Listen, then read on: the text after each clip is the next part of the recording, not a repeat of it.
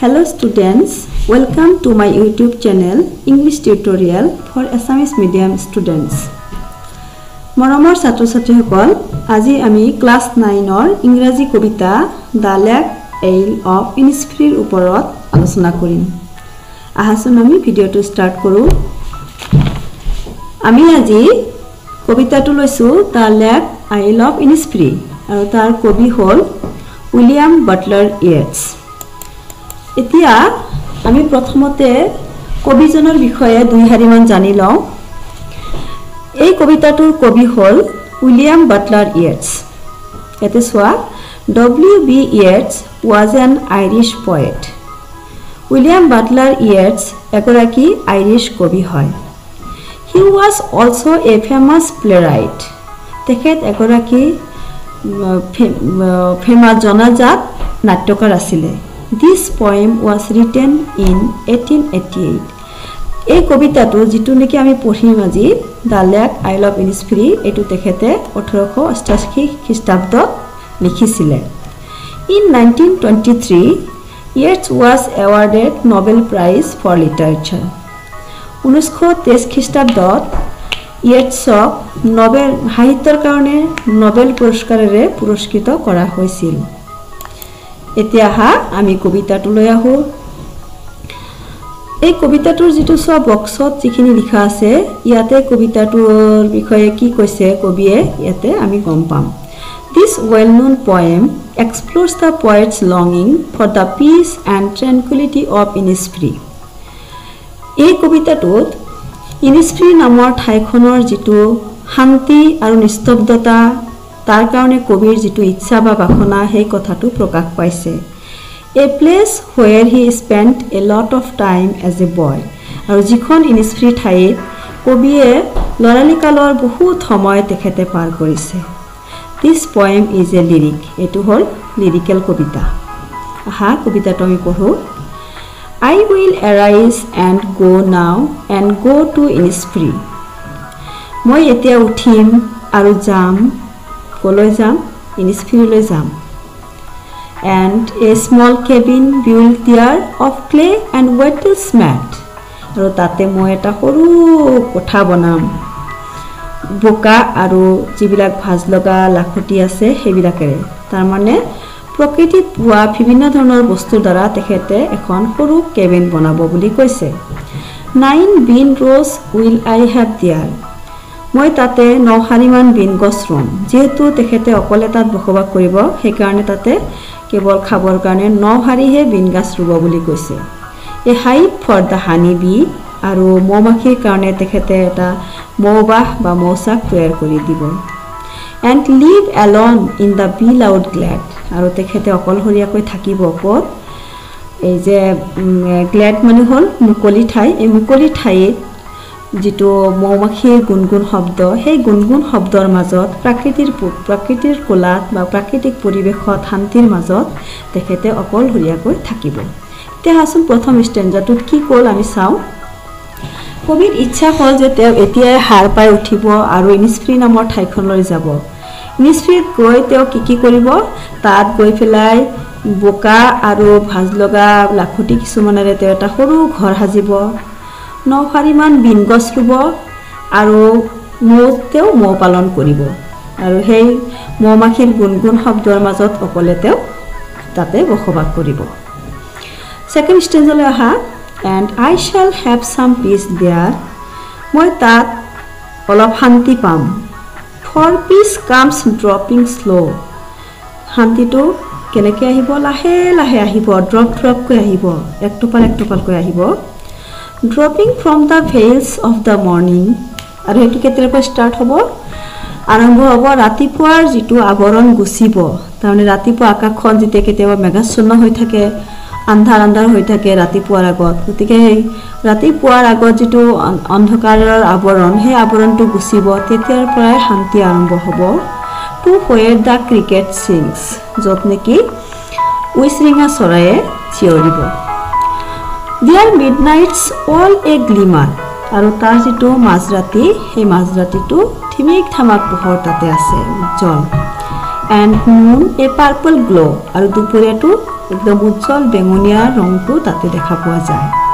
and evenings full of the linnets wings আৰু গধূলিৰ আকাশখন লিনেট চৰাইৰ যিটো জাক সেই জাকে ভৰি হৈ আকাশখন ভৰ্তি হৈ থাকে গতিকে এইটো পেৰাগ্ৰাফত কি কৈছে যে কবিয়ে কেনেকৈ শান্তি পাব কবিয়ে সেইখন ঠাইত লাহে লাহে শান্তি পাব একদম ৰাতিপুৱাৰ পৰা আৰম্ভ কৰি ৰাতিপুৱাৰ অন্ধকাৰ আঁতৰাৰ পৰা আৰম্ভ কৰি সাজ লগাৰ পৰা আৰম্ভ কৰি তেওঁ শান্তি পাবলৈ ষ্টাৰ্ট কৰিব আৰু য'ত নেকি উইচৰিঙা চৰাই গান গাব আৰু তাৰ মাজৰাতিটো তেখেতে বহুত মানে আনন্দ লাভ কৰে যিহেতু তাত নেকি আন্ধাৰ নাথাকে গ্লিমাৰ পোহৰ হৈ থাকে দুপৰীয়াটো পাৰ্পলিছ কালাৰ হৈ থাকে আৰু গধূলিৰ আকাশখনত যেতিয়া জাকে জাকে লিনেট চৰাই উৰি থাকে কবিয়ে সেইবিলাক চাই বহুত শান্তি পায় গতিকে ইয়াতো আমি কবিয়ে শান্তি পোৱাৰ কথা গম পাইছোঁ থাৰ্ড ষ্টেঞ্জালৈ আহোঁ I will arise and go now for always night and day মই উঠিম আৰু মই যাম for always সদায় দিন ৰাতি সদায় মই সেইখন ঠাইলৈ যাম I hear the lake water lake with low sounds by the shore মই শুনি থাকোঁ সেই হ্ৰদৰ পানী কেতিয়াবা কি কৰে পাৰত গৈ পেলাই খুন্দা মাৰি এটা শব্দৰ মৃদু শব্দৰ সৃষ্টি কৰে কুলু কুলু শব্দৰ সৃষ্টি কৰে সেইটো মই শুনি থাকোঁ while I stand on the roadway যেতিয়া মই টাউনত থাকি চহৰত থাকি ৰাস্তাৰ কাষত যদি থিয় হৈ থাকোঁ তেতিয়া শুনি থাকোঁ or on the pavement gray নহ'লে সেই চহৰৰ যিটো পাদপথ থাকে ফুটপাথ সেই ফুটপাথত মই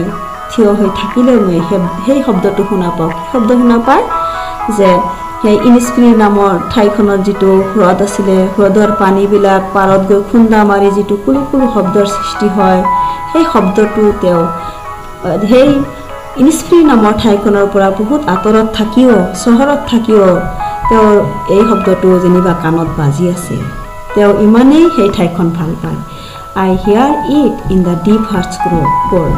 আৰু সেইটো মই মোৰ হৃদয়ৰ একদম অন্তৰাত্মাৰ পৰা মই এইটো শুনি থাকোঁ তাৰমানে কবিতাৰে সেই ইনিস্প্ৰি নামৰ ঠাইখন ইমানেই ভাল পায় ইনিস্প্ৰি নামৰ ঠাইখনৰ যিটো পৰিৱেশ সেই পৰিৱেশটো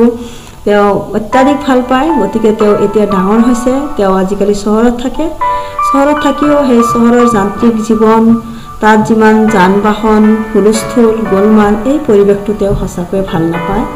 যদিও তাত তেওঁ থাকিব লগা হৈছে তেওঁ সেই প্ৰকৃতিৰ কোলাত ইনিস্প্ৰি নামৰ যিখন ঠাইত তেওঁ ল'ৰালিকাল কটাইছিলে শান্তিৰ ঠাই সেই ঠাইখনত তেওঁ ঘূৰি যাবলৈ চেষ্টা কৰিছে কবিতাটোৰ মুঠ এইখিনিয়ে আমাৰ এই তাৰপিছত আহা আমি ইয়াৰ কেইটামান শব্দৰ অৰ্থ দিছোঁ ৱাৰ্ড মিনিং কেইটা চাই ল'বা লাগিলে স্ক্ৰীনশ্বট মাৰি ল'বা চোৱাচোন কি দিছোঁ এৰাইজ হ'ল ষ্টেণ্ড আপ থিয় হোৱা বা হাৰ পোৱা বুলিও বুজায় কেবিন হ'ল স্মল ৰুম সৰু এটা কোঠালি ৱেটলছ টুইষ্টেড ষ্টিক্স মানে ভাজ লগা যিবিলাক লাঠি গ্লেড মানে হ'ল মুকলি ঠাই open space veils a piece of material worn by women to protect or hide the face veils হ'ল মহিলাবিলাকে তেওঁলোকক ৰক্ষা কৰাৰ কাৰণে বা মুখখন লুকাই ৰাখিবৰ কাৰণে যিটো এটা পৰ্দা তেওঁলোকে ৰাখে সেইটো কোৱা হয় ভেইলছ আৱৰণ ক্ৰিকেট হ'ল an insect like grasshopper ফৰিঙৰ নিচিনা গ্ৰাছ হপাৰৰ নিচিনা এটা পতংগ হ'ল ক্ৰিকেট গ্লিমাৰ হ'ল শাইনিং লিনেটছ হ'ল শাইনিং মানে উজ্জ্বলতা লিনেটছ হ'ল a small brown and grey coloured bird with a short beak linnet হ'ল এটা ভেৰি স্মল বাৰ্ড সৰু চৰাই ব্ৰাউন আৰু মানে মাটিয়া ৰঙৰ আৰু একদম তাৰ ঠোঁটটো বহুত যথেষ্ট চুটি লেপিং মানে ষ্ট্ৰাইকিং খুন্দা মাৰা ৰোডৱে মানে part of the road intended for vehicles ৰাস্তাৰ যিটো অংশ তাৰমানে কি কৰা হয় বিভিন্ন যান বাহন যাবৰ কাৰণে যিটো জাগা থাকে সেইটো কোৱা হয় ৰোডৱে পেভমেণ্টছ মানে হ'ল ফুটপাথ এতিয়া চাওঁ আমি তাৰ যিটো হেৰি আছে কবিতাটোলৈ আহোচোন আকৌ কবিতাৰ লাষ্ট শব্দবিলাক চাবাচোন লাইনৰ ইয়াতে ৰাইম স্কিমৰ কথা কৈছে ৰাইমিং ৱাৰ্ডটো তোমালোকৰ পৰীক্ষাত আহে চাবা ইয়াতে লাষ্ট শব্দবিলাক চোৱা ইনিছফ্ৰী আছে আৰু ইয়াতে থাৰ্ড ৰত আছে তোমাৰ হানি বি চাইছা ইনিছফ্ৰীৰ লগত কাৰ মিল আছে হানি বিৰ মিল আছে ঠিক সেকেন্ড লাইনৰ মেডৰ লগত MADE মেড এটোৰ লগত ফোৰ্থ লাইনৰ গ্লেডৰ মিল আছে মেড গ্লেড এনেকুৱা শব্দবিলাক হল কি তোমাৰ ৰাইমিং ওয়াৰ্ড গতিকে ইনিছফ্ৰীৰ লগত হানি বি মেডৰ লগত গ্লেড তাৰ তলৰ লাইনত এনেকৈ চাই যাবা স্লোৰ লগত হল গ্লো আৰু তাৰ পিছত হল সেকেন্ড স্টেঞ্জাৰ সেকেন্ড লগত সিংছৰ লগত হল উইংস চাইছা তোমালোকে ঠিক আছে সেকেন্ড স্টেঞ্জ কি আছে slow glow sings wings third স্টেঞ্জত আহা ডেৰ লগত আহিল গ্ৰে তাৰ পিছত আহিল শোৰৰ লগত আহিল কোৰ এতিয়া ইয়াৰ ৰাইমিং ওয়াৰ্ড কেটা আকৌ কৈ দিছো ইনিছফ্ৰীৰ লগত হানি বি মেডৰ লগত গ্লেড স্লোৰ লগত গ্লো সিংছৰ লগত উইংস ডেৰ লগত গ্ৰে শোৰৰ লগত কোৰ এতিয়া মোটামুটি আমাৰ পৰীক্ষাৰ কাৰণে এইখিনিয়ে আহে তাৰ পিছত এতিয়া আজিৰ কাৰণে ভিডিওটো ইয়াতে সামৰিছো বাকি এই কবিতাৰ যেটো কোৱেশ্চন আনসাৰ খিনি মই পাৰিলে মোৰ নেক্সট ভিডিওত আপলোড কৰিম আজিৰ কাৰণে ধন্যবাদ বাই